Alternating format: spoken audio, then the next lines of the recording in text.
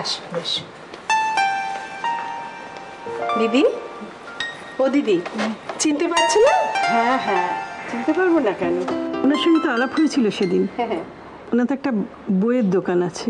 হ্যাঁ, বলছি এই অসময়ে এসে আপনাদের অসুবিধা ফেললাম না তো? এই কি কথা বলছো বাবা? অসুবিধা হবে কেন? এই দেখো, আমি তুমি বলে ফেললাম। না না, তাতে ক্ষতি কি? আপনারা আমায় তুমি বলতেই পারেন। ঠিক আছে, এই আপনি চা। Thank you. তুমি কি কোনো দরকার এসেছিলে এদিকে? হ্যাঁ, মানে আমার অপর্ণাকে চাই। হ্যাঁ, আমার বুক স্টোরে একটা কাজের জন্য। উনি যদি রাজি থাকেন। কি কাজ?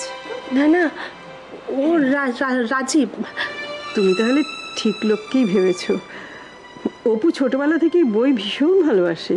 আর ও এত গুছুনে, এরকম গুছুনে মেয়ে আজকাল কিন্তু দেখাই যায় না, জানো? ওই জন্যই তো এখানে ছুটে এলাম।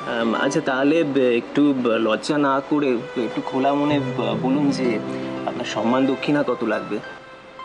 আমার না কোনো ধারণা নেই, মানে কি বলা উচিত। আপনি যেটা ভালো বুঝবেন আমাকে দেবেন। আচ্ছা বেশ, তাহলে আমি আপনাকে মান্থলি 5,000 টাকা দেবো। আমি বলছি বাবা, ওর হয়ে ও নিশ্চয়ই যাবে। তাহলে আজকে আপনি আমার সাথে চলুন, আমি গাড়ি নিয়ে এসেছি, আমার দোকানে কিছু বই আসবে, আমি দোকানে গিয়ে আপনাকে কাজটা দেখিয়ে দেবো। আপনি একটু অপেক্ষা করুন, আমি এক্ষুনি তৈরি হয়ে আসছি। মা কাকিমা, তোমরা একটু কথা বলো, আমি আসছি। আমি এরকম একটা স্কুল কিন্তু জানি, বুঝলি? ওদের অ্যানুয়াল ফাংশনে গিয়েছিলাম, অ্যাঙ্কারিং করলাম। বাচ্চাগুলো যে ট্যালেন্টেড না, ভাবতে পারবি না। আমি জানি, ওই তো বাবা যেখানে চিফ গেস্ট হয়ে গিয়েছিলেন তো, আর তুই সেই মাঝপথে গান দাঁড়িয়ে স্টেজ থেকে পালিয়েছিলিস। শোন না, আমি একদিন তোকে নিয়ে যাবো, খুব ভালো লাগবে রে। বাচ্চাগুলো তো ভালোই, আর যারা পড়ায়, টিচার যারা, তাদের সঙ্গে মিশে দেখবি, এনজয় করবি তুই। ঠিক আছে, তুই নিয়ে যাস আমাকে, আমি নিশ্চয়ই যাবো একদিন। আসলে আমি না বাবার কথা খুব ভালো কিছু জানি না। বাবা বেঁচে আছে কিনা আমি তাও জানি না, আর বেঁচে থাকলেও কোথায় আছে আমি জানি না। মানে এ আবার কি কথা? আসলে বাবাকে খুব ছোটবেলায় পেয়েছি তো, বাবার কথা খুব আচ্ছা আচ্ছা মনে আছে। বাবা খুব ভালো ছিলেন, আমায় খুব ভালোবাসতেন, যখন যা চাইতাম এনে দিতেন, আমায় খুব ভালোবাসতেন বাবা। তারপর একদিন মার সাথে বাবার প্রচন্ড ঝগড়া হলো। আমি দরজার পিছনে লুকিয়ে লুকিয়ে সব দেখছিলাম। আমি এখনো ভুলতে পারিনি সেই দিনটা।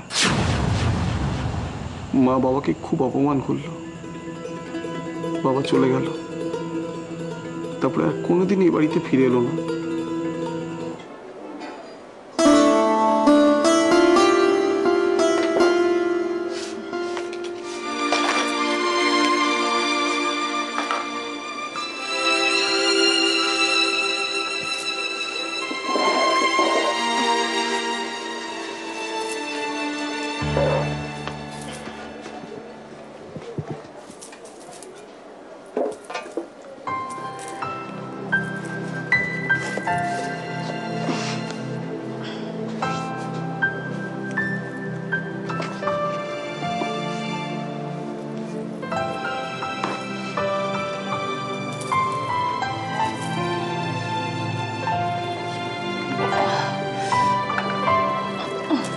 আপনার কফি।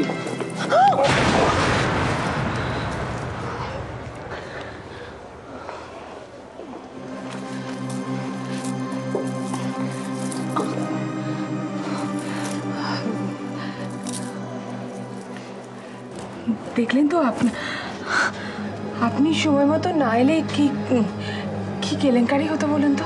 না না, দোষটা তো আমারই। আমি ডাকলাম বলেই আপনি ঘুরে দেখতে গিয়ে একটা অ্যাক্সিডেন্ট হয়ে যাচ্ছিল। না না, আপনি কেন দোষী হবেন? এটা তো সত্যি সত্যি একটা অ্যাক্সিডেন্ট, তাই না?